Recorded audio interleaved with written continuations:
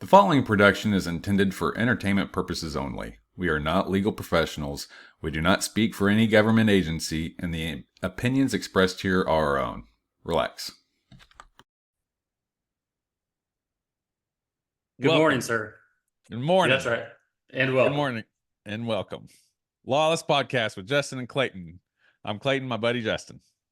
We're not professionals. Don't take our advice on pretty much anything. Anything. Yeah. In fact, Even though I feel like we've got advice for about anything. Oh, yeah. I have plenty of advice to give you. Might not be good. Yeah. So one of the pieces of advice I'm going to give you is I don't know how good my advice is. Take it with a grain of salt. That's the first nugget. Man, what's been going on, dude? It's been a minute since we've recorded. Couple weeks, not as bad. We're not doing as bad.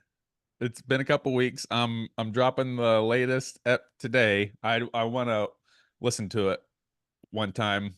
It's dangerous to just finish these conversations and hit save, and then I'll just go throw it up there. Because then I'll watch it and I'm like, oh shucks, I should have took that out. Who was that? Oh boy. Yeah. That's not public information. I'd wanted to, and I planned on doing a recording there in Tennessee. Yeah. And I was a little disappointed it didn't work out, but it just didn't work out. You were super busy, and honestly, I worked every single day you were on that vacation. Oh, really? Yeah. I mean, we could have made it work, but at what cost? Yeah. Well, so one of the things, I may have alluded to the fact that I had a bunch to talk about from the trip, and I do, but I may have alluded to the fact that it was interesting. I don't know that any of it's interesting. Okay. You made some big promises. I made some big insinuations. You may have gotten the impression, hey, this will be interesting. And well, you really turned my gears because I texted you when you were 30 minutes out. You were on the final stretch of your. Oh, yeah. And it didn't even dawn on me, maybe it's because I'm a bad friend, or maybe it's because I have my own shit going on. I totally left my mind that you were on this Tennessee trip until I was like, hey, I don't know what it was. You got time for a phone call because something happened. And you're like, I'm on my final stretch. I'm like, he's never said that before. That's weird. Okay. Final stretch of the day. Yeah. And then when I finally, I don't know if it dawned on me, but anyway, right around the time of our call, I was like, oh, from Tennessee. Cool. And so this is why I thought you had a lot of interesting things to talk about, because I asked you, did you see the old group home? And you're like, yeah, but let's save it for the pod. I'm like, oh, snap. I can see where you went wrong. But so one of the stories, or one of the things that I'm going to tell you about, is I'm just kind of an asshole. Like, okay. And I don't even know how else to describe it. I've never said that about you. Yeah, probably most people wouldn't, because most people don't really see when I am being an asshole. Your shadow. But kind of very similar to, you remember a few weeks ago I was talking about when I was playing pickleball with my kids and I just got mad. Yeah. Well, so we're on the way home, and you got to understand, we're going to go from the end, and then we'll go to the beginning. And that's my favorite way to do it. Okay, so on this trip home, what had happened was we had dropped the kids off in Lexington, Kentucky, for to spend time with my daughter's boyfriend / son's good friend. So we dropped them off in Lexington, and then we drive down to Pigeon Forge, Gatlinburg area. Well, on the day we come back, actually the night before we drove back to Lexington. So it was, because it's like 3 hours from Lexington to Pigeon Forge, and about 11 hours from Lexington to Wichita. So we kind of split it up a little bit. Well, the night before, we stayed in the absolute worst hotel. Like, it was terrible. Where at? In Lexington. I don't remember. I think it was like a guest house or something like that. Um, but normally my wife handles those reservations, and not for any, I mean, not because I can't or anything like that, but she's very picky. Like she's ultra picky, and she puts a lot of stock in reviews. Yeah. And I'm kind of like, you know what? There are two types of people that leave a review.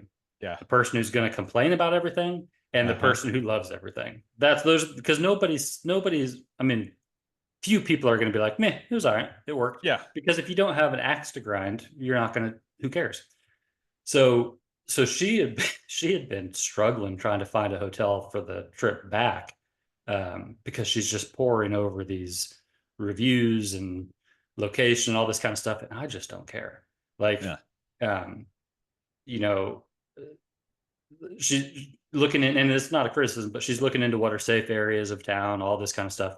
Okay, she's going real deep. She's going real deep, which is, I mean, that's just her personality, and mine is like, pull the trigger and let's see what happens. Yeah. So we're getting to where it's like Thursday, and we're leaving Friday morning, so we need a hotel. And you haven't booked any hotels. And we haven't booked a hotel. This is my style of doing things. Well, and truthfully, it's mine too. I would just as soon book one on the drive. Yeah. But I'm like, okay, well, let me handle it. So I jump on, I go to Orbitz or whatever.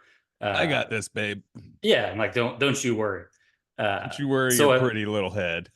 It's like the second listing. I'm like, bam, there it is. Got it, booked. We're done. And I think that it had like 8.2 out of 10. Like it was a decent rating. I didn't look at any of the reviews because I didn't care. So anyway, this is Friday night. 8.2 out of 10. That's safe. You can assume it's that's safe. a solid B. That's a solid B. We get there. The first indication that this is strange is there's no elevator. So we walk in. We get our room assignment, on the second floor, and looking for the elevator. And the guy's like, "Oh, we don't have an elevator. The stairs are over there." And I was like, "Okay." So we're carrying our suitcases up in our room. So here's the staircase, and our room is right here. So an immediate right to the. But that guy was like, "Hey, I see you looking around, and I'm gonna save you this. Don't worry about it. I've seen this before, buddy. You're not gonna find it." Yep, lift them knees. So we get into our room, which is directly above the swimming pool, for what it's worth, which made the room probably about 86% humidity. Like it's just kind of like you walk in and you're like, yeah, what is that? So I cranked the air conditioner up, all that. And the room, again, like as far as I'm concerned, hotel rooms, it's got to have a bed that doesn't have bed bugs. That's really all I care about. And it's semi-clean. Like the bathroom was gross. Like I don't want to see any stains, or at least not on the pieces that I'm going to be touching. Right. The bathroom is kind of whatever. So it's time for bed. And I realized that the ice machine is like right next to our room. So every 15 minutes, you hear this platter of ice falling down. But also every time somebody checks in, they're using those stairs, and you hear the thud, thud, thud from like pulling their suitcase, and it's banging the steps with each step. And then you're also, so the pool closes at 11. We had gone to bed pretty early because we're real tired. What kind of stairs are these? Are these carpeted wooden stairs? No. They're like they're some kind of tile, like they're hard stairs. Yeah, that you got that real crisp, like clanking. Nice echo. Yeah. Oh, and the lobby is all like tile. So I mean, there's no carpet anywhere up here. No soundproofing. There's nothing to dampen any. In fact, sound. There might have been like sound amplification. I don't know. Yeah.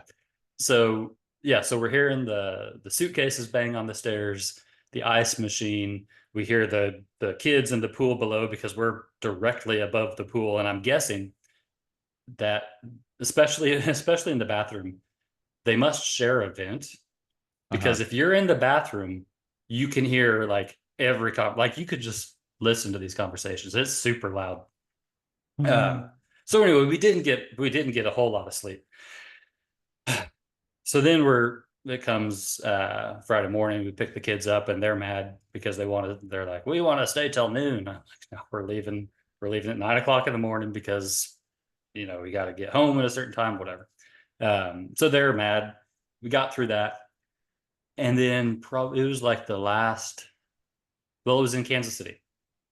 We'd stopped for dinner. And by this point, I'm just kind of over it. Like I've had a great time, but I'm over it. I'm tired of not the people in my truck, but people like around me and having to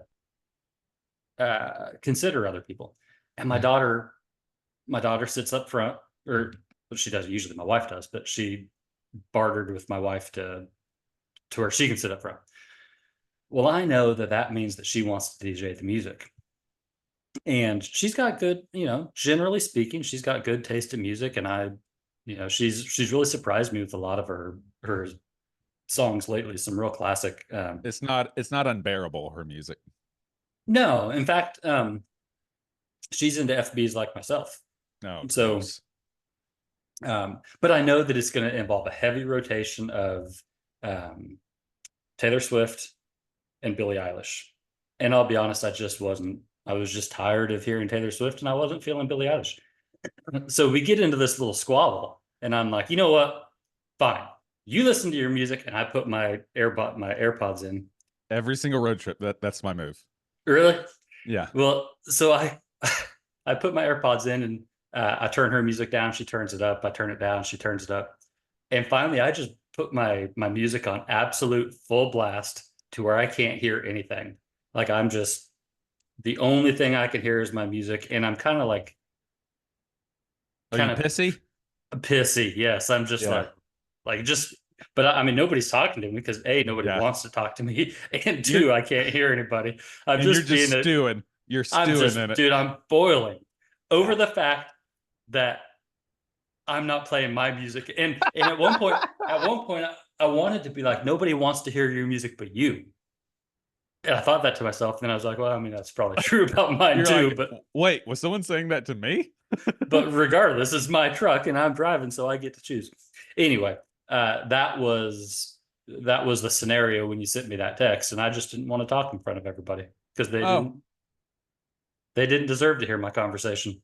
Yeah. Okay. So that was the end of the trip. Let me take you to the beginning of the trip. And so this whole thing kind of ties together. We're like, man, dude, you really are an asshole. So we drove out on the way there. We drove straight to Lexington. So it was just a one shot deal. Literally when we got there, so we checked into the hotel first, and from the hotel parking lot, I put my foot on the brake, and I'm like, dang, this is squishy. Like it's abnormal. So I'm kind of running through a checklist in my mind. What could be causing this? And I find that like I'm barely stopping. Like I have to start pushing the brakes way back to get to a stop. And even then it's kind of iffy whether or not we're going to stop. Like I'm looking both ways and I'm not making any close calls, Yeah. So we dropped them off at her boyfriend's, and I go to a gas. Go ahead. You drive from Kansas to Lexington with squishy brakes? No, they started getting squishy at the hotel in Lexington. Oh, okay. Like we made it the entire way. Now, one thing that kind of is interesting, and I'm not a mechanic by any means. It was probably like 2 hours. It was the last stop before we got there. I was filling up, and you know how sometimes you see like just puddles of liquid, and you're under your car and you're like, is that my air conditioner? Is that my radiator? Like, where's this fluid coming from? Well, I saw that and I just kind of wrote it off. Like, it's not oil. I know that it's not antifreeze. So it must be from somebody else. Was this clear? Well, it was on cement. So I couldn't really, it was a lot of liquid. How did you know it wasn't oil based? I guess I don't. I was making the assumption, like it didn't look like oil. So I wrote it off, no big deal. And I say that to say, I don't know if that's when I lost my fluid, because it seems to me that I would have had squishy brakes. I was guessing brake fluid. I'm wondering. So we drop the kids off, go to a gas station, and I'm all out of brake fluid. So I'm like, that's weird. So I buy some brake fluid. the brakes are still pretty squishy, but I'm thinking to Well, you myself, have air in your line now. You have air in the brake lines. yeah. Well, now I'm like, well, maybe it'll just fix itself overnight. We'll wake up in the morning, everything will be fine, and we'll drive home. Like I was just the fluid leaked out, I filled it back up. Whatever is making them squishy will work itself out. Have you had any maintenance recently? Well, I'm going to tell you what happened. Okay. I hadn't. So next morning, same thing happens. I press the brakes, they're squishy, and then my brake light comes on. I'm like, what the fuck? I get underneath and look at it, and the brake line is just burst. Yeah. Like you can see where it burst out. So we kind of coast to AutoZone. They don't have what we need. So then we drive like half a mile to Advance Auto. What piece do you need? The brake line? A brake line, but somehow they don't have it for my specific vehicle. Like the adapter or the nozzle or something? I don't know. To me, it seems like they would all be pretty universal. Yeah. So we get to Advance Auto. They've got what I need. Now, it's been rain. Well, it's been raining in that region it's been flooding in that region for like a week before our trip. So the ground is just like, it's wet everywhere. There's puddles everywhere. And I'm wearing like vacation clothes. Like, I didn't bring mechanic clothes. I didn't bring tools. I'm on vacation. So I'm kind of pissy about that because I'm like, damn, I don't want to. I'm gonna get wet, whatever. And it's still kind of drizzling, kind of raining off and on. So I'm trying to replace this brake line. Now you got to understand that I've got very, very little patience for mechanical things. Okay. Like, I've told you stories about throwing my weed eater across the yard or like flipping my lawn. Like I just absolutely lose my shit with mechanical things that don't work. Do you feel like it's a personal attack whenever these mechanical things don't work? Because the reaction of like throwing your weed eater, I imagine you're like, well, just fuck you. No, yeah. That's funny because it's not personal like against me, like the universe is against me, but it is personal, like, fuck you, you weed eater piece of shit. Like, yeah. Like I'll even say that kind of stuff as I'm slamming it on the ground and throwing it across the yard. So I had a jack, but I just didn't have any tools. I had to go inside and borrow tools to even. What kind of jack did you have? A scissor jack, so it wouldn't have been great anyway. Yeah. So I'm trying to do this without taking the tire off. So I've got the wheel turned like this, which means I'm working in an area like this. Okay. Uh-huh. Now, everything's got brake fluid on it. Like the entire undercarriage of my truck has brake fluid. This brake line has burst and it's just dangling like a piece of spaghetti, spraying brake fluid everywhere. Well, it's still connected on the bottom and top, but it's like, I'm guessing every time I push the brakes, it's just spraying it. So everything's oily. Remember, everything's wet. I'm working like this, and I'm actually working kind of like this because I'm in vacation clothes in a parking lot. In vacation clothes in a puddle in a parking lot, right? Yeah. And so I finally get it off, and it took a while. What a great vacation. Yeah, dude. Now, and also remember, like I just don't like I already start this project on like a 6 out of 10. Okay. Like 10 being pissed. I'm at a 6 just by the nature of having to do mechanic work. Yeah. I'm trying to finally I get everything together, but I can't get this piece to thread. Like it just will not thread. Like it'll go like a quarter turn and then it cross threads, and I'm getting pissed. And I haul off and I punch the tire. Like I punched the tire. I was what piece did you make contact with? I don't even remember, but I'll tell you, I'm pretty sure I broke a couple bones in my hands. Hell yeah. Because ever since, like, it's still swollen. And if I'm gripping something like my car keys to unlock the car or my toothbrush, it hurts, dude. It's like somebody plucks a guitar string in my hand. That's not a good sign. No, dude. But I'm like, what are they like? I don't even know what to do about it. Like, you can't.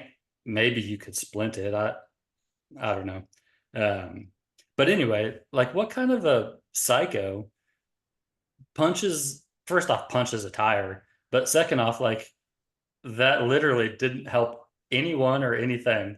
In fact, what it did No. is it made it a little more difficult to turn that that nut to get it threaded on. But finally, it was probably about 2 hours, and honestly, I feel like it should have taken about 10 minutes because it's really straightforward. If the tire had been off, if I had the tools, it would have been a really simple fix.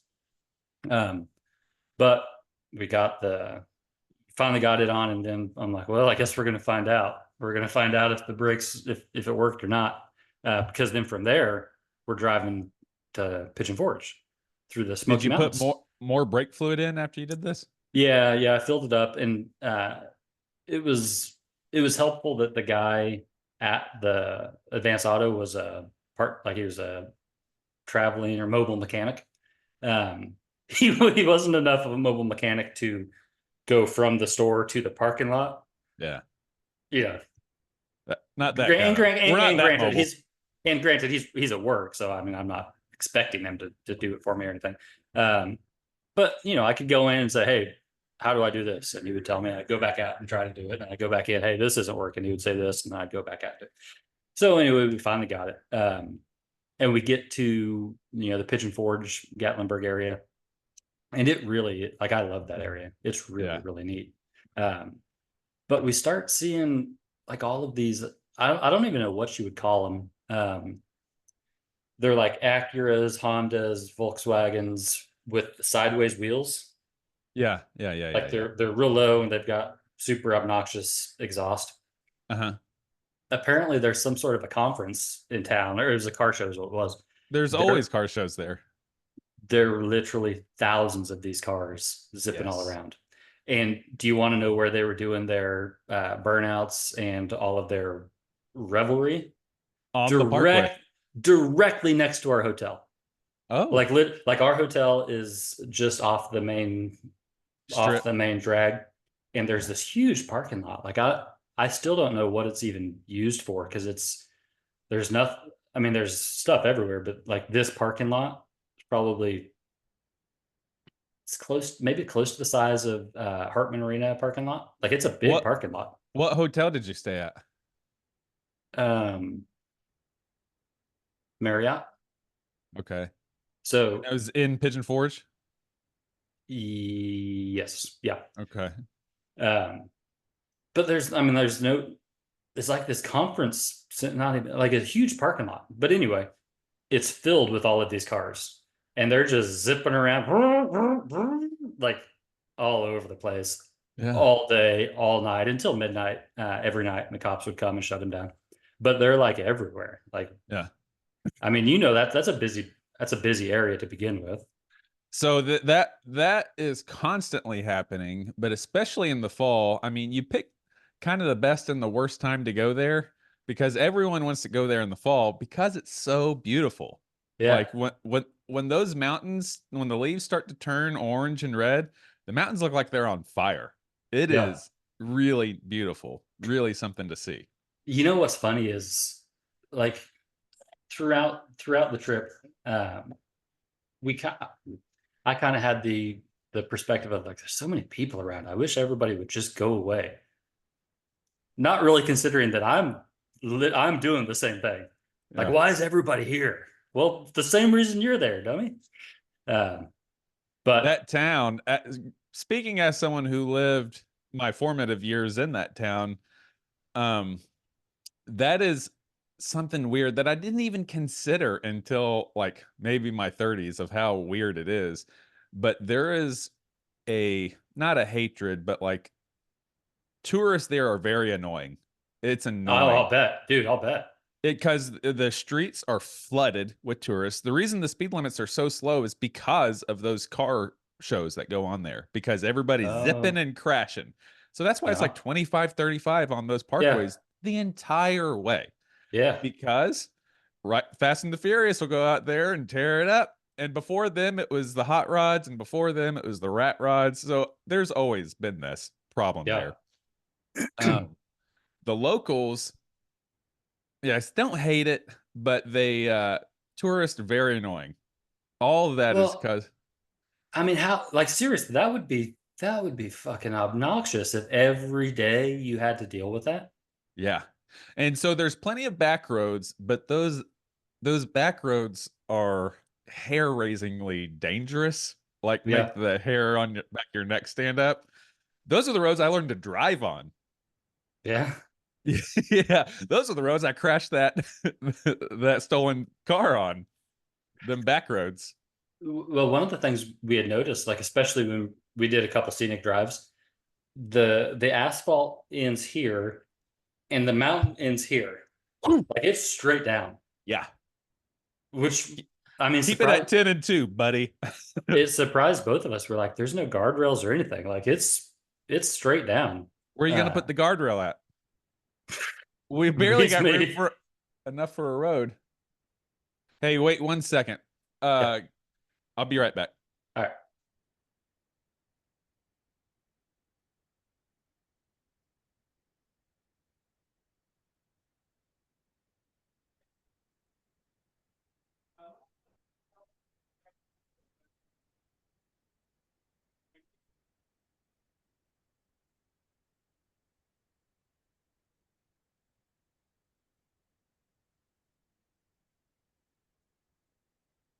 It would sound pretty cool to say my weed man is here, but he's the guy who sprays for weeds at all the houses in the neighborhood. Yeah. He's the But guy that killed the weed. Yeah, I know. And I pay him. Hang on 1 second.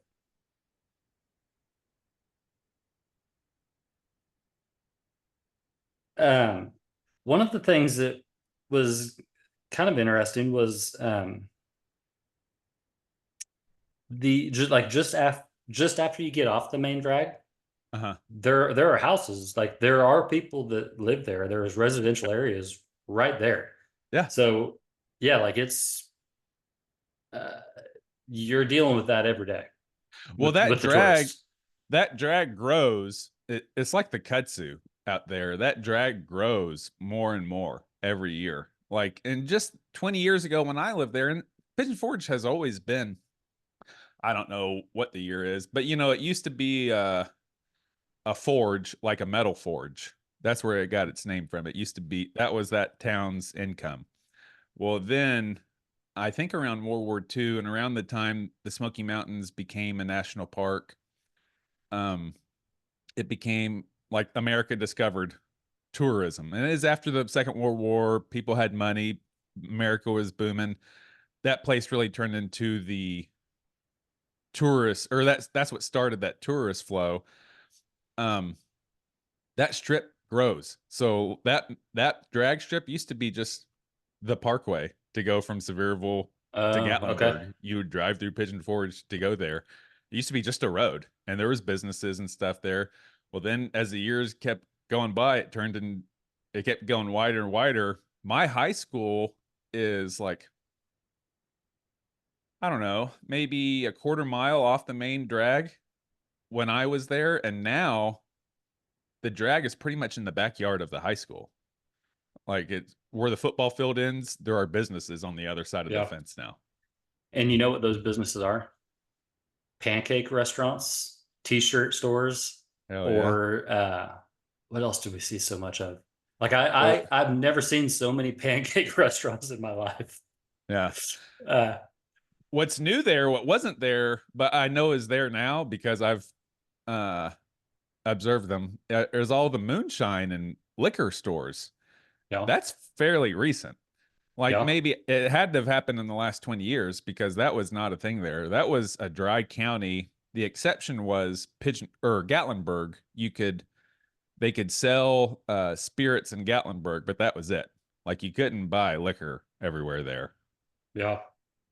Well, once I started noticing, I noticed there's lots of Delta 9 dispensaries. I mean, they call them dispensaries, but it's, weed isn't legal there, so it's just the Delta.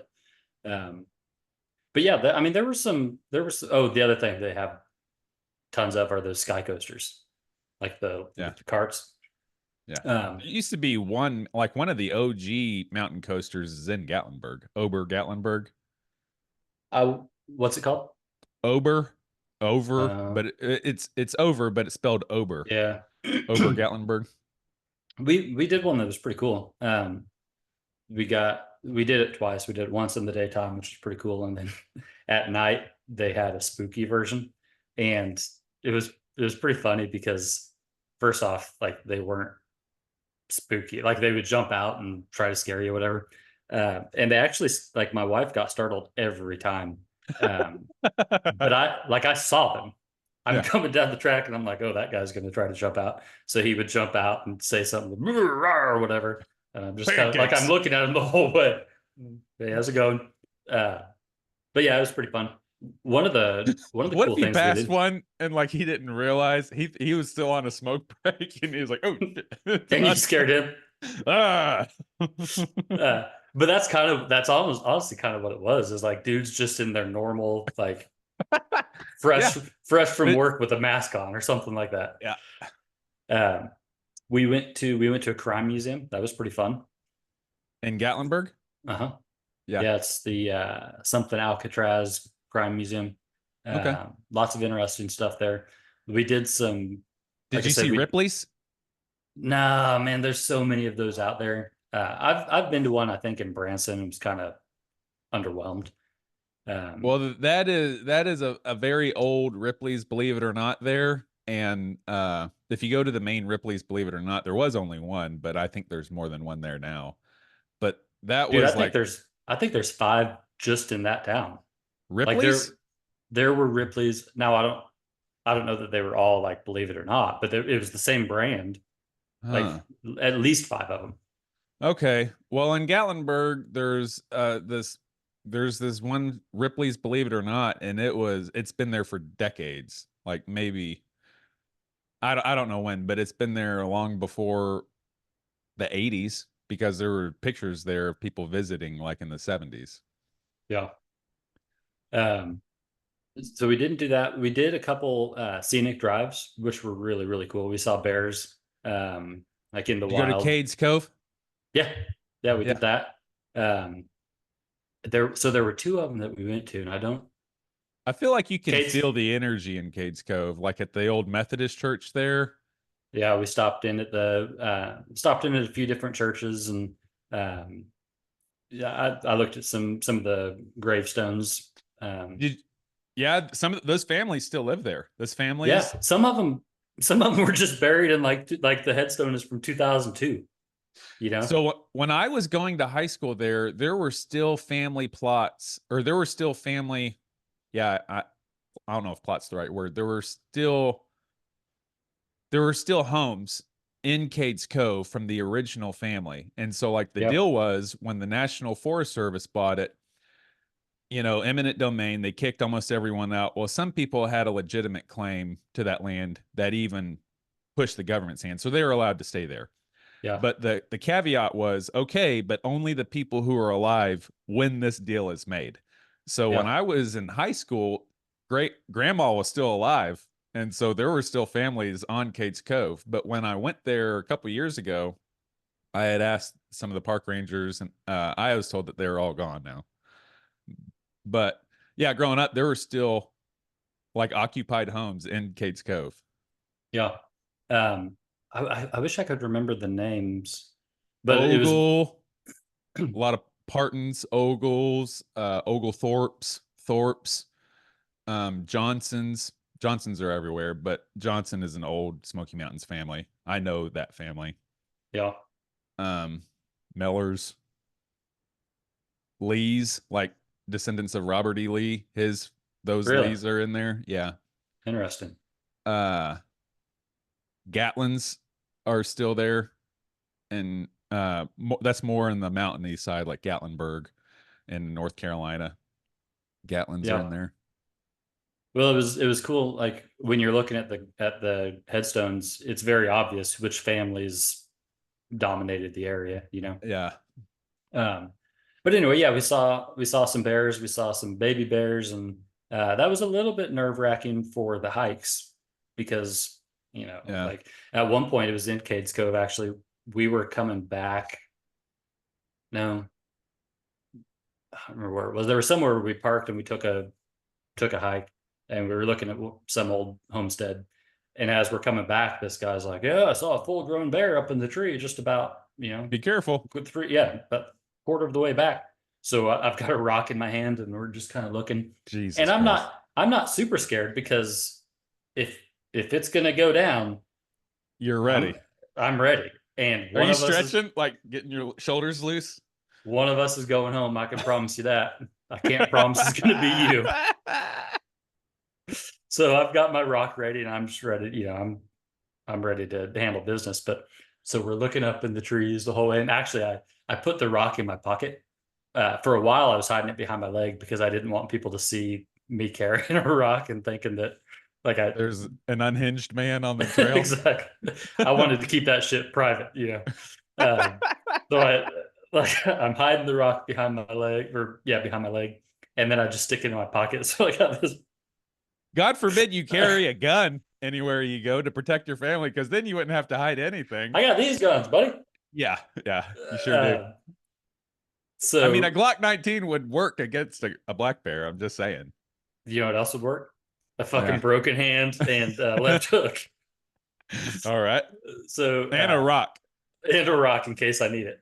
Yeah. After I'm standing over its dead body, I'll just chuck the rock at it. Imagine a bear that spends its whole life literally in the harshest environment imaginable, where as soon as it's born, it better know how to run and hide because there are other animals that need it.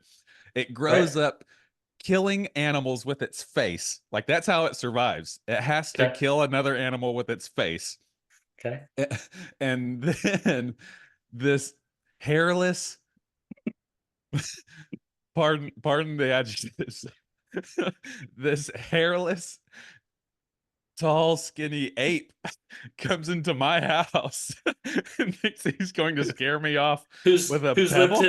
Who's lived his entire life in comfort and ease. Air conditioning. He's bitching about this $50,000 truck that he's having all these problems with. Like, oh, I'm sorry. My shoes aren't comfortable. Yeah.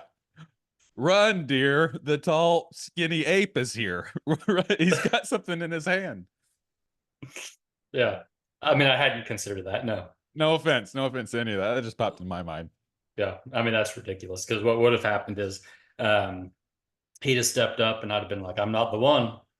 You might want to turn around." That reminds me, I got to tell you about this. Podcast I listened to recently on the Meat Eater Network. Is the Meat Eater Podcast. They have so many great podcasts on there. I talked about one before, Bear Grease. It's on the Meat Eater Network. But these two teenage boys were on there, and it's a heartbreaking tale. They had a brother that was killed by a mountain lion out in California, and one of the brothers was there when it happened. And this mountain lion, I'm derailing your story, but they were like, he threw a backpack at it to scare it off, and the backpack like grazed off its face, and he said the mountain lion didn't even blink. Like, it just kept slowly walking toward him, to where it finally pounced on the younger brother and killed him. Pounced on this other brother that survived. He still has a face full of scars. And he called 911 up in the mountains, but he had to wait like 40 minutes for 911 to get there. This mountain lion was like chewing on his brother's face and head and neck and stuff. And he was trying to pull the mountain lion off of it. And the mountain lion like didn't even notice him, wasn't bothered by this young teenager trying to pull him off. And so he had when the Forest Service got there, the mountain lion and his brother were both gone. So it turned into like a couple days manhunt. And then they're pretty much, since there was no body discovered, they're expecting to find a corpse, and they found it. That's terrible. I saw last night on the Rose Hill community Facebook page, people are reporting a mountain lion at 47th and Rock. Yeah. Which we've had. I mean, it's not uncommon to get reports of a sighting generally a little bit farther east of that, but in that general area. What do you like? How do you think wait. What? I don't want to completely derail. I wanted to hear a little bit more. Well, Go ahead. I want to ask you, like, legit. Like, let's take you for example. Okay, you're walking through the woods. Uh-huh. There's a bear. Do I Up got my on. gun with me? I usually Nope, do, but not nope, always. nope. Okay. You got what you got right now, which may include your gun. Who knows? But I'm gonna take it out. There's It's out of the equation. okay. How do you see that confrontation going down with you? Like A black bear? black bear. I mean, And I don't see color, but sure, a darker colored bear. I'm hiking and I'm by myself. your wife is there. Okay. Because that's gonna change things. That does change the dynamic a little bit. Yeah, because then her survival is more important than me. Right. And we're walking through the woods and we just turn a corner. And there's a bear. And it's a confrontation. How far away from? So like a mama bear and her cubs, where she's gonna be aggressive. Yeah, I don't know about like if it's a mama. Dang it, you're freezing, and this is a very important piece I want to hear. Probably done for. Like, I'm willing to admit that. I'll say it again. I said you froze. You froze. Say it again. Oh, yeah. Okay. So it's not a mama bear, because that's probably a different, like, you're probably going to die. It's just a random bear out for a stroll. But like, you're too close. Yep. Like, there's a conflict. He sees me, stands up on his legs and tries, get away. Yeah. First thing you double leg takedown? Because my wife is with me, I'm going to stand up. I'm not going to make any noise. I'm going to stand up and I might say, whoa, bear, whoa, bear. And I'm just going to start backing away and keeping my eyes on him. Okay. And back. And he's walking toward me. He's following you at the same, kind of the same pace. Well, then get big. Do all that. Go away, bear. Pick up rocks. Start throwing it. You're going to have to, at some point, and he's faster than me. Especially back. You're going backwards. You're going backwards. But he's just walking at this point. Yeah, same pace. I'm kicking rocks. I'm telling her to get on the phone. I'm kicking rocks, throwing rocks. Go away. I'm going to have to start selecting a weapon. Okay. Like, you're looking for sticks then, probably? Something that I can use to create space between me and this bear and to possibly jab at vulnerable pieces whenever I see. I'm thinking eyes, open mouth, ears, something that'll make, because I'm not going to win in a fist fight with my dukes against this bear, but I can. Okay, I'm just thinking a little bit differently. I know you could, but like, I'm not going to box this bear, but like a shark and like any predatory animal, you can become just too annoying to where you're not worth this bear's trouble. Okay. And I'll have to say, typically, this isn't always, because I know of some exceptions, but typically this is not a normal black bear behavior, what you're describing. I wondered about that. As soon as you get big, black bears like to leave. I say that, and I think I've mentioned this on here before, but there was a teacher killed in the Smoky Mountains when I was going to school. Like, one of the teachers in our school district was killed by a black bear. Yeah. On a hike? Yeah. It was a couple, husband and wife. They were both teachers. I heard this from one of my shop teacher at the high school, who was friends with these guys, who was like pretty shooken up about it. He said they were having troubles and they went to go on a camping trip, like relationship troubles. They went to go on a camp trip to get away from the kids, get away from the world, and just spend time with each other. Well, I guess they had an argument, and the husband walked off to cool his head. And it was like, yeah, just walked off to get space. When he comes back, his wife is dead, and there's a black bear burying, like, because what they do is they'll kill something and then bury it for later. So when he comes back, his wife's body is limp and motionless, and there's blood everywhere, and this bear is trying to bury his wife. He scares it off and calls Park Service, and this is like in the early days of cell phone when you're paying for minutes. Yeah. I think he calls. Maybe he had to go. I don't know, but gets park service there and recover the body. They end up finding the bear and killing it. But I don't know how that happened, but that is very atypical. That's not normal black bear behavior. Yeah. We read something that said like the attacks are very rare or whatever, that generally attacks happen when people are being stupid, like Yeah. feeding the bear or like trying, mistaking his comfort or like as mistaking his calmness for like, hey, it's maybe tame or harmless or something like that. Yeah. But so he's attacking you now. Oh, so now he's attacking. He's attacking you. We skipped a couple scenes. It's on. Maybe he's not attacking you yet, but it's imminent. Okay. Right. So now what do you do? I hope was I able to grab a weapon? You've got a stick. Okay, hopefully it's a big enough stick where I'm at least keeping his mouth, his face at bay. That's the big thing. Is he like he'd be swiping you with his claws? Yeah, and I'm keeping boxed up. I'm keeping my guard up. I'm building hard spaces, where he can't get by without. Okay. Yeah, I'm building some structural spaces. I want to. Yeah, I want to just fight off to where I have a chance to get away. I just want to create space. I just want to create space between me and this animal as much as I can. And I'm going for I have this, and I'm probably screaming bloody murder, but I'm making a lot of noise. I'm not giving up. I'm not just going limp, obviously. I'm gonna fight till the very end. But I'm going after his vulnerable spots, his nose, his eyes, his ears, his throat. Whenever he's got dude, if a bear, imagine, I don't know if there's anything, we don't eat our food typically live, but imagine you have like a fish in front of you and you're trying to eat it, but every time you go to take a bite, it jabs something in the back of your throat. Even if it's a little fish and you could fuck this fish up, you'd be like, that fish isn't worth it. Yeah. That's what I want to be to this bear. I want to be more trouble than I'm worth.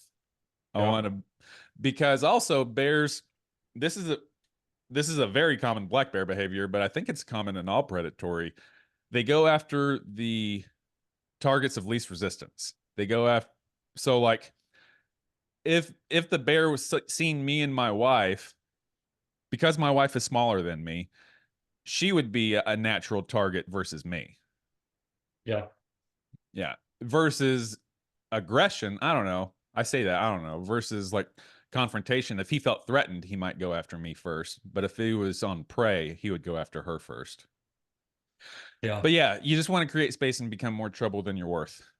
I bring him up all the time. I don't always mention his name, but my mentor, Greg Johnson, used to be my youth pastor, and I talk to him all the time now. He hiked the entire Appalachian Trail. And he said, I've seen bears there. Bears are a pretty common occurrence, but he spent months with a backpack and, and a walking stick going up and down the trail. He said he had like bells on top of his walking stick and would sing hymns while he's walking, just be walking through the AP trail, belching one glad morning when this life. And he said whenever he'd see a corner, he knew he scared off a bear because he would see the bear running. Like every time he saw bears, he saw them running away because he was scaring them away. Yeah. Yeah. And I think black bears have a memory because black bears are also prey to grizzly bears. And up until the 1700s or really 1800s, I don't know. I think there might be evidence against this, but I've heard that there were grizzly bears in the Smoky Mountains. There are definitely grizzly bears in the Midwest, but black bears have a memory of being prey. That's what I'm getting at. Is black bears. Oh, okay. So like grizzly bears, there's nothing messing with a grizzly bear. So besides a cub, like an adult grizzly bear isn't afraid of anything besides another grizzly bear, maybe. So when they see you, they don't get any. They're not worried about any type of threat versus a black bear who is a prey animal also. Like they have memories of being attacked by and eaten by brown bears. They have that natural tendency of avoiding predators. Well, they're grizzly bears are significantly bigger than black bears, aren't they? Yeah, yeah. So like in my mind, I'm thinking like you're probably not. I want to hear able, this now. Okay. You're probably not going to be able to like choke him out because I'm guessing he's probably got strong, lots of muscle around his neck, whatever. But And I'm thinking fat. you could surely gouge his eyes. Like if you've got, now I don't know the distance, like how long their arms are, but I'm guessing if I'm on my back and he's he's on top of me. You think he's got his paws on your shoulder? On your shoulders? No, like he's swiping whatever, but I'm plunging his eyes out. Like I've got both my fingers or my thumbs like dug into his eyes. Like I'm going for eyeballs. Okay. Right? Like so that's the first thing. I think you're getting your hand bitten off is what you're doing. No, I'm not. Because his snout's right here, and I'm like, bam, I pull his eyeballs out. So he is like inches away from your face? Yeah. Yeah, but I got him, bro. And you're just I'm lucked out. I'm lucked out. I got his. You should give him a wet willy also. So, but if that put your finger in his nose. But if that doesn't work, I'm gonna take his back. Right? Like I'm gonna reverse this. How are you passing his guard? And... Probably sweep. I'm probably gonna sweep his legs. You're gonna scissor sweep him. Yeah, that's okay. Yeah. I'm just gonna. Wow. Quick little reversal, 2 points. It is, and I say this as a lifelong white belt. It is very difficult for me to do that to someone my own size. Like that's really only successful if I do that with someone smaller than me. Yeah, well, you just got to practice. You just need more muscle. You just need more muscle memory. That is absolutely true. So yeah, I'll probably sweep him, and then I'm going to go for his neck, and we're talking like a 400 or 500 pound bear. The one I saw in the little park office or whatever, I think it said he was 300 pounds. So that's you're going after 300. I've got an idea. I've got an idea of my weight class. I've got an idea of who I'm looking for. A young adult. Yeah. Yeah. Yeah. Okay.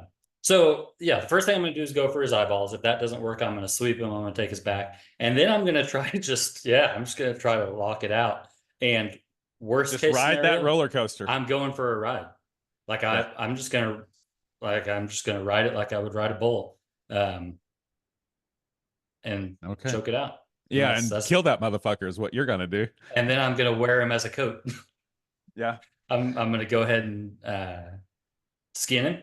And I've got either a bearskin rug or a bearskin coat. Did you ever hear? I almost guarantee that you did, or that you didn't, but I might be surprised. Did you ever hear about a hunter in Canada? He was a YouTube hunter. He killed a black bear with a spear. No, but that's my kind of guy. So there was lots of, this was very controversial, and this might be 5 or 6 years ago. I don't know. It's pretty easy Google search, but it was before COVID. Yeah. So it'd have to be 5 years ago or more. There was this YouTube hunter. He was trying to be like a Cam Haines or, like a Steve Rinella. He was trying to be one of them guys. He was like I don't know what you would call it, like a primal hunting advocate, like making your own bows, making your own spears, that kind of thing. Yep. Well, it is in the United States, to my knowledge, pretty much every state has approved weapons for take. Yeah, approved methods of take for wild game.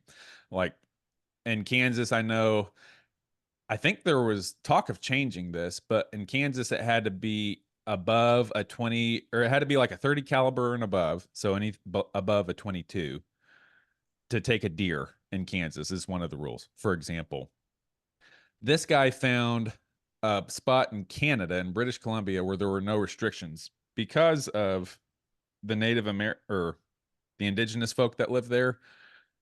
They didn't want to, that was the loophole. Because of the Native Americans, there were no restrictions on methods of take in this province in Canada.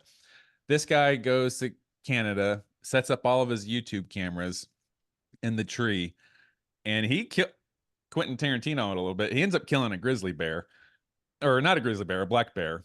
But what he does is and this is exactly how I would do it, by the way.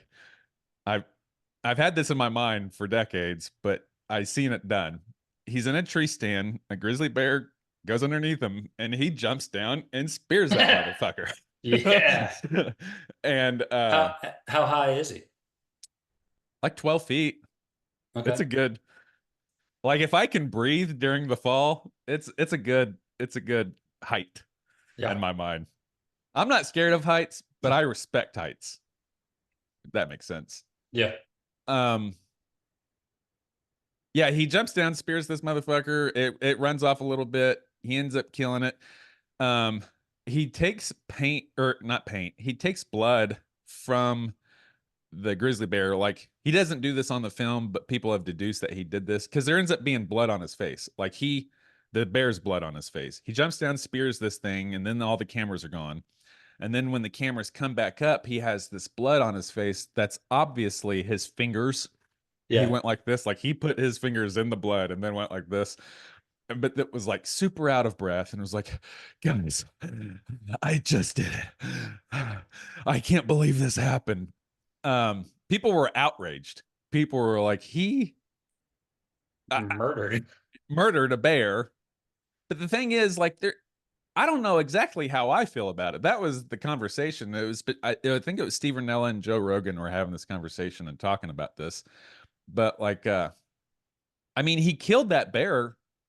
He killed it, and there's no difference between that and a bow. Yeah. If I shoot an arrow through its lungs, I still think a firearm, and I don't think there's any argument. A firearm is the most efficient way to kill any animal. Yeah. But there's obvious pros and cons. Like, I see the appeal of archery, but I don't know if, like, I wouldn't advocate for anyone else to go on a spear hunt for a bear. Yeah, it's probably not a great idea. That's not a great idea. Like, if my son turns 25 and, he's hunting and he's doing this thing and he's like, hey, Dad, I'm going to go on a bear hunt. I'm going to say, oh, cool. Are you bringing like a 308? Are you bringing a 300 Win Mag? What's the firearms you're bringing? And he's going to say, no, I'm doing it with a spear. Yeah, I'm going to make a spear. I'm going to make a spear. Jump out of a tree. Yeah. Stab this bear. That's a real commitment, man. Like, when you decide that you're going to jump, like, it's go time. What if you miss? Yeah. What if the spear breaks? What if you just end up back on the back of this, death machine and nothing happens? Or you're like 2 feet to the left. I like his style. That's a bold move.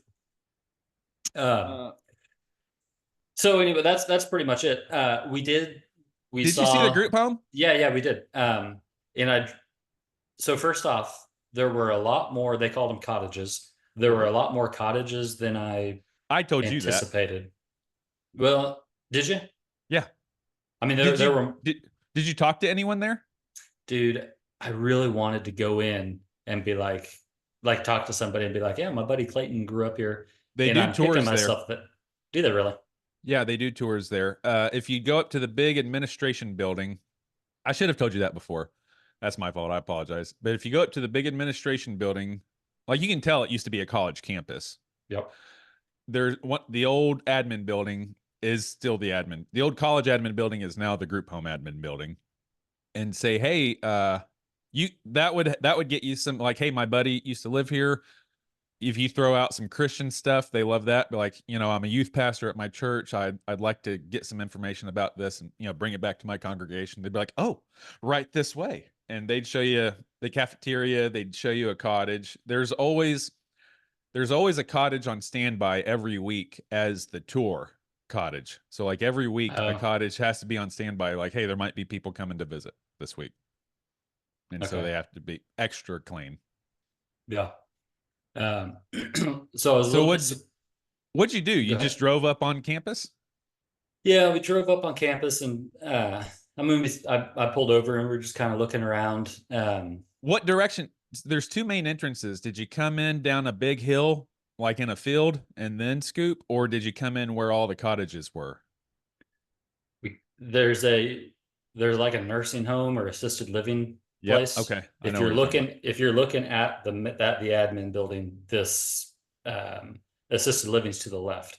We came in from the right. My So old girlfriend used to live on the first cottage on the left when you come in there. okay. My high school Um, GF. were those so at first I thought that was part of the same, like I thought that was part of the group home. Um, but then I realized no, that's a separate deal, but it's kind of the same. It must have been part of the same college. Yeah, well, so where that nursing home is now, there used to be the dorms. That used to be an old dorm building. Yeah, that was part of the college. That's still owned. That nursing home is owned by the Church of God. That's just part of its expanded ministry. Now they take the savings and social security of old people to make them live in these homes while also taking money from the state and from donors to let these kids live there. Yeah, it's a great Racket. bracket. Um, so it was a really good time. I had a good. So did you so where you are is called the top of the hill. Did did you go down or where'd you go? So so we came down, and then I was like, oh, we're out. So then we came back through a second time, kind of just around the Did you loop. look at cottages at the top and the bottom? Like there's cottages at the boys is down at the bottom. I don't know how to explain it. So when you came in, there was the left. There was a road that went straight to where the admin building is. Yep. And then right before the admin building, there was a road that turned left that went down by like a cafeteria and a gym and other things. Did you take that left? Honestly, I don't know what all I saw. I didn't know what it was I was looking at. Just a bunch of Yeah. buildings. Okay. But so we drove behind the admin building. Okay. Okay. There's some cottages up there, and then that main road in front of the admin building. Yeah.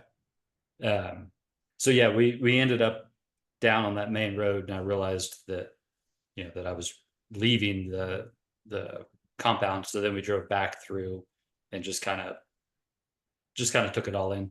And what'd you say? Hey, kids, there's other Uh, kids that live here.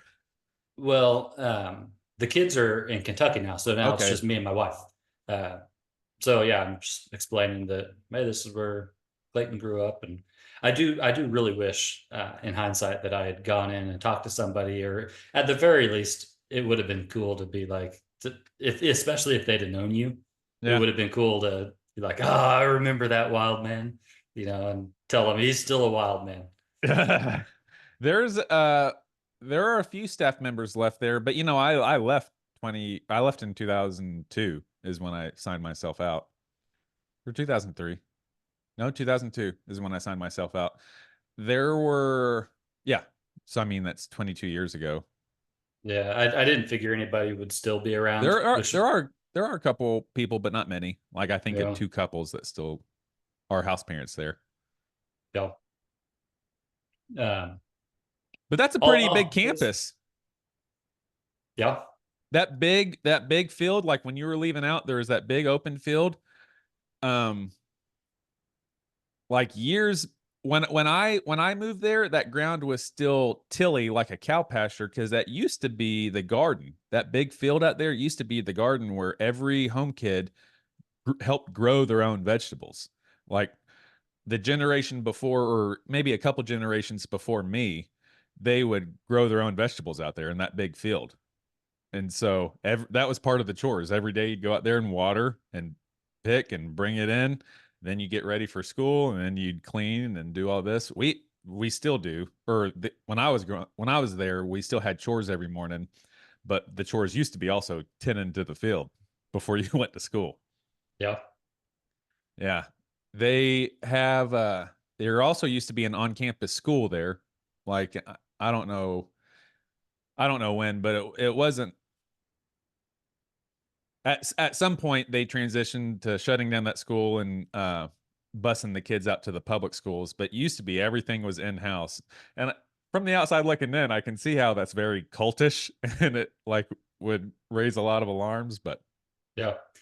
We did that at the group home I worked at too.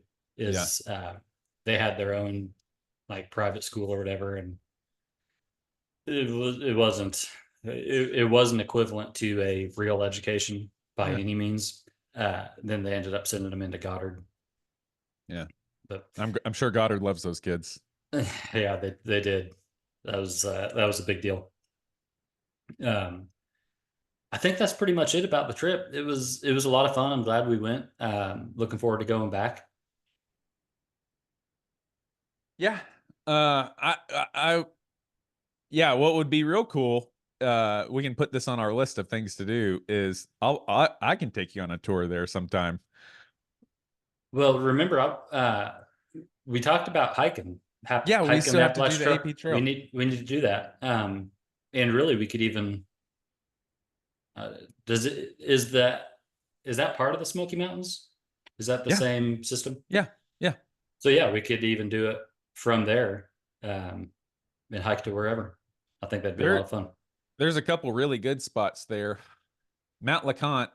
I hope it's still called Mount LeConte. I don't know if that was part of the name changing thing years ago, but Mount LeConte is I think the highest point in the Smoky Mountains, and that's in Tennessee. That's part of the AP Trail. The Chimney Mountains are up there. That's part of the AP Trail. And then it goes, I've hiked from there into Kephart, North Carolina. I hope that's the right name. But it dips into North Carolina for a good spell. Yeah. I was a little surprised to see, like, you could see that there had been flooding. Like, you could see where Yeah, what was the damage like? Nothing really. Like, you could see there had been flooding, but what was interesting is, like, when we're watching the news, the local news is covering all of the floods and like the devastation. And I looked it up on a map. We were only like an hour away from significant devastation, like major damage. One of my buddies from high school is a small business owner, and he seems like he's successful. He has lots of businesses, like a chimney business here, a t-shirt business here, a go-kart, one of those kind of things. Yeah. Well, he posted a video, and I don't know exactly where it was at, but I can tell it was not in like the touristy part of Sevier County, but it was somewhere around there, of a back road that was completely washed out.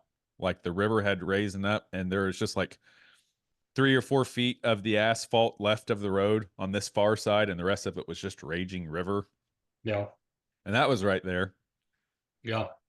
It's kind of a weird feeling to think about that you're on vacation. Yeah. An hour away from from just absolute destruction. Yeah. Yeah. I felt weird. I'm posting the video today of when we recorded and the hurricane was where I'm at over my head. And it feels weird because there's no reason to feel guilty about this in retrospect, but I was downplaying. I was like, it's just rain. It's just rain, and some winds, but it's not tornado winds. I say that, but it's just like snow. The geography on which it lands makes a big difference, because we can drive on 6 inches of snow. I mean, it's not ideal, but you could drive on 6 inches of snow out in Wichita and get to where you're going. In Sevierville, if there's 6 inches of snow, you go around, every road is curvy. You make a curve, you're still going straight, bud. Do they that was something we were talking amongst ourselves, like the driveways or just the roads to get to your house. Like, how would you even navigate that if it's snowy or icy? Does it, like, do they get that kind of weather? Yeah, they do sometimes. They definitely get snow every year, but sometimes they get bad ice storms. It's definitely not like the winter you get in Wichita. It's not like that. They couldn't survive that. But they get snow. They've had blizzards there. They've had like feet of snow. Yeah. Yeah, and you're just staying put. Like everything's just got to shut down at that point. Yeah. I did have one kind of, well, I had a couple, I thought, good thoughts, good reminders. One of the things we found is like we're trying to take a picture and it just doesn't translate. Trying to take a picture of the mountain or of the scenery, or I even took some videos, mounted to my dashboard, like of the drive, and it just doesn't translate. And I kind of thought, like, I wonder, like, there are some things that just they're not for anybody else. Nobody else Yeah. is going to appreciate this. I could show the best video, I could show the best picture, but you weren't there. You can't experience it. And even I look back on it and I can be like, oh, I vaguely remember that, but it's not the same feeling. And it was just kind of an interesting thought on life that sometimes maybe you just need to enjoy it right now for what it is. And it made me think of, my battery's about to die, by the way. So I've probably got about maybe 10 minutes left. Okay. But it kind of made me think of the story in the Old Testament of when God provided manna for the Israelites, and if they saved it, it would spoil. Like they could only eat the manna for today. If they kept it, it would spoil. And I was kind of thinking, like, maybe that's an example of sometimes life. Like, you can't hang on to this. Like, right now is all you've got. Yes. Don't save it for tomorrow. Don't worry about what you're going to have in a month or 2 months or whatever, because all you've got is what you've got. That's the only thing you have is right now. And so the second half of that was, I wonder if that's sometimes where anxiety comes from, is trying to trying to use what you've got today for what you think might be coming down the road. Yeah. Because it doesn't fit. It can't fit. And on top of that, like, it's interesting to think of people that go through, people whose homes are destroyed in a flood. Like right now, I can't even fathom that feeling, or a spouse dies or a child dies or some kind of terrible event. I can't even fathom how you would handle that. But the trick is you can't until you have to. And then when you're confronted with it, then you have what you need to get through it. And it's kind of the same principle of this anxiety coming from, well, I don't have like, if I imagine the worst case scenario, I imagine my wife dies or my kids die or some devastation. Like, I'm overwhelmed because I don't have what it would take to handle that imaginary issue, right? But you're not supposed to, because you're not going through it. And it's right. I guess it's in my mind as I'm driving through the mountains and having these thoughts. Like, to me, it seems like it's the other side of the same coin. Yes. On the one hand, you can't take good, like, you've got to appreciate today for what it is. On the other side of that coin, like, there you can imagine all sorts of tragedy or whatever. And you're right, you don't have what it takes to get through that, because you don't need it. Yeah. Anxiety is 100% battling. It's never the present moment. It might be the past, but it's usually the future. Like, I can see some anxiety maybe reliving the past, but you're usually fighting imaginary monsters. That's what anxiety is. You're putting yourself in this impossible lose-lose situation, because no matter what answer you think of in this possible problem, you can immediately think of another bad thing that would cancel out your solution. But none of that matters, because it's not happening right now. And B, if it was, you would only have one option, and that's whatever option you choose. Whatever option you choose is the only option you're going to have. Yeah. And so look at it like a bear attack. Yeah. Like, whatever you like, first off, you're probably not going to encounter a bear. Sure. But if you do, you got what you got. It's go time. Yeah.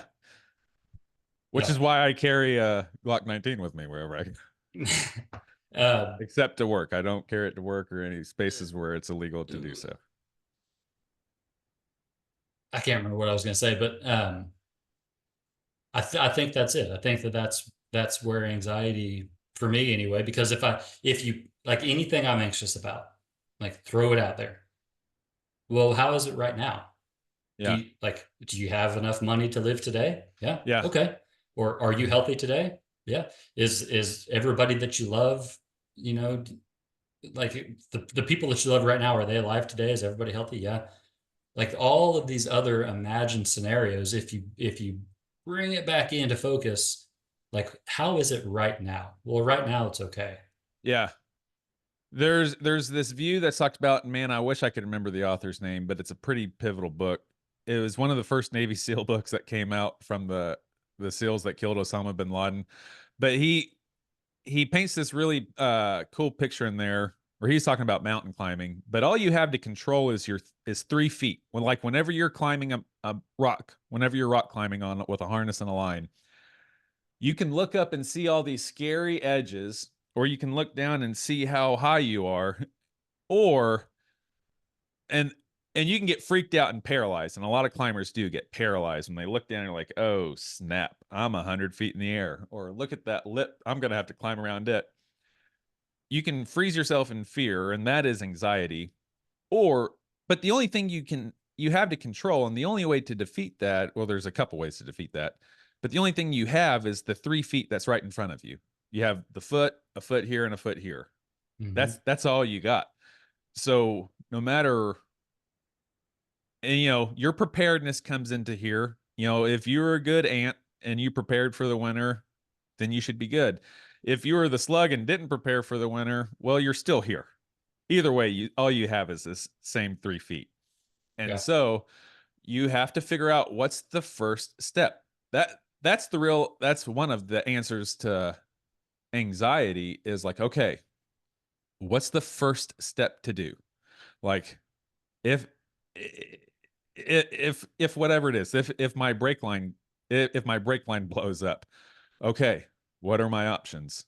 Do I have all the tools? No, I need to go to a tool place. What do I need to address this. I need to turn the truck off and get underneath to find out what's going on.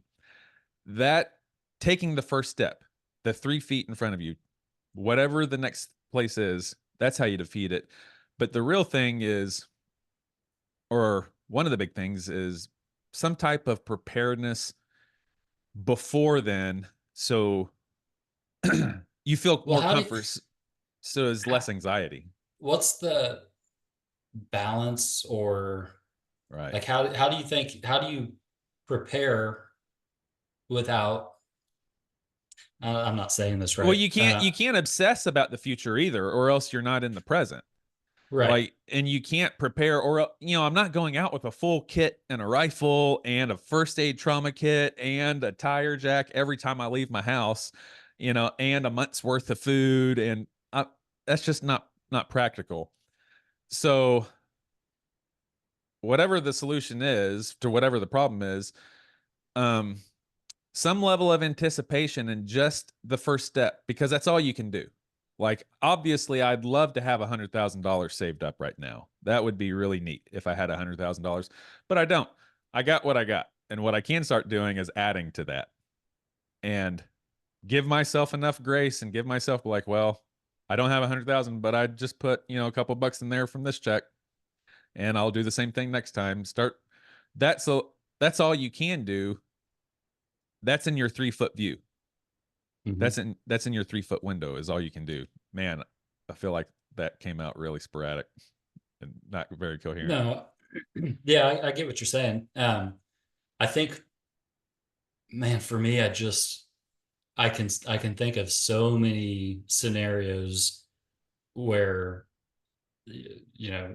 catastrophe. There's so many catastrophic scenarios I can think of.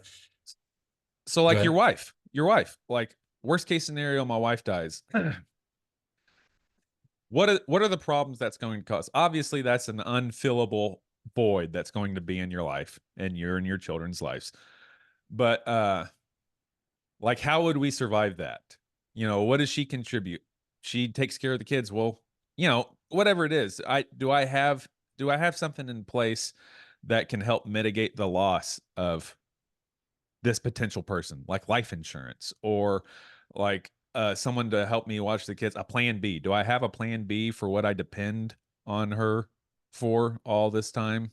That's morbid to think about, but it's definitely worth a conversation between you Yeah. and your wife. That would ease anxiety, it seems like, at least in my mind. Well, one thing I've been doing, I feel like I've been doing pretty successfully, is being able to separate my emotions from my thought, or even planning or difficult conversations, like just Yeah. taking a step back and thinking about it, thinking about whatever the scenario is, just from a very practical standpoint. Yeah. Kind of like what you're saying. So if you remove the emotion of the loss, whatever it is, and think about, okay, realistically, how do we get through this if our Yeah. house burns down? Like, Yeah. do we have things in place? Do we have firebox? Do we have, whatever? Are there Do we fire have a plan? extinguishers? Do we have insurance? Yeah. Yeah. And so I guess maybe the trick is just focusing on the most likely things to happen and Yeah. not the most catastrophic. Yeah. Yeah, definitely. And I think building the habit of preparedness, building and not letting it consume your life, but just making it part of your life. Like fitness, or like a spiritual practice, or like education. Like, there are people my age, that and your age, that our age, that have never invested 1 minute into fitness or thinking about their diet. And it shows, right? Yeah. Yeah. It's like that in every aspect of everybody's life. And obviously no one's perfect. I'm just, using an example. You can tell when, so like, if me and someone who's never invested in their physical fitness, if we both get into a car wreck, we both break our leg, and we both have to walk a mile to the nearest exit, like our cell phone's out, which one of us has a greater likelihood of doing it? Me, who is health minded and watches my diet and exercises, or the person who has never invested in it, in any type of their health? Obviously me. And I'm not a triathlon runner, I'm not, a bodybuilder, I'm not super fit, but it's just part of my life, just like my spiritual practice and preparedness needs to be. Yeah. And you could, I mean, especially when you say preparedness, that makes me think more of like emergency management, or, like a national catastrophe or war breaks out or something like that. And it's kind of funny, even in that vein, you've got some people who maybe go way overboard. Sure. I mean, maybe they're right in line, and maybe when the shit falls out, you're like, I oh, I think wish I'd they'll have be the been smart way ones. overboard. Yeah. But like, you could have a room full of ammunition and MREs and all this kind of stuff, or you could be like, well, we need to have a plan for food. We need to have ammunition. We need to have weapons. We need to have security. But we're not Water, building, medical. yeah, we're not building a fortress. We're not digging tunnels and all that We don't kind of need a stuff. bunker. Yeah. Um, I say that'd be pretty sweet. or you've got the other end of the spectrum where it's like we're not Live doing by anything. today. Yeah, Blase. the government will take care of us, or we got money, which in the scenario I'm thinking of, money ain't gonna matter. Like, you're gonna be trading goats and bread. Man, I know we're about to run out of time, but I want us to remember to talk about this. I think that mentality plays into politics, but I think both sides think they're the prepared in that side, or the Yeah. good side in that. I Yeah. think, because, like I said, I know we're about to have to go, but I have these conversations with people that are on the other, that see differently politically than me, and they say these things. I'm like, how can you? They'll be like, well, if we just took all the guns away, there wouldn't be all these mass shootings, obviously. I'm like, and in my mind, I'm like, how do those words come out of your mouth? Like, Right. how is that possible? And that's not the example, or that's not what was said, but that's, that is the example. But they see things the same way. They think they're the right ones. And I think it's the same as prepared and unprepared. Both people think they're right. Like the Yeah. unprepared people look at the prepared people like they're stupid. Like I why are you wasting your time? I know and I'm obviously not going to name them, but I right now have people in my life that are overweight and obviously obese, and yet, that whole 9 yard, are not healthy, but they're incredibly intelligent. They're like smart, college, nerdy.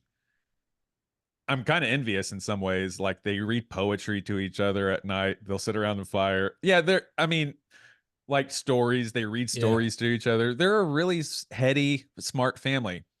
Obese. That's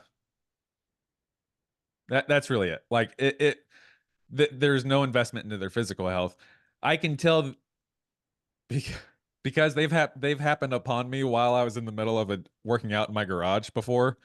Like they were going past my house while I was in my garage working out, and like I saw like we smiled and waved at each other, but in that split second, I saw the content in their eyes. They looked at me like, "Look at this meathead. Look at this idiot." Like I can tell he's gonna be like, I bet he won't be like, I bet his knees hurt. I bet his joints hurt. Looks like it's more trouble than it's worth. Yeah. In the same time, I look at them and judge them like, look at these slobs. You've heard it. I've said it there. Look at these slobs. Like they couldn't walk a mile if they got in a car wreck. We both think we're right. We both think where we're supposed to be. I don't know how that relates to anxiety. Well, I think it probably, is whatever you think is a likely, whatever you think the likely threat is what you're going to prepare for.